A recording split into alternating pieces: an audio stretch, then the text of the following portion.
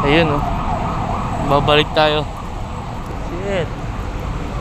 Punta tayo ng DFA. Kaso di ko alam sa banda yun. Lakad ako ng lakad. Dito tayo ngayon sa Manila. Ay, lakad-lakad lang tayo. Saan tayo? Kaya sa Pasay Boulevard ako ngayon. Hanapin natin ng DFA.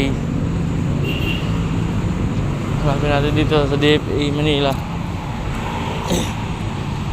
Mamaya malalaman mo kung bakit ako pupunta ng DFA. Yun o.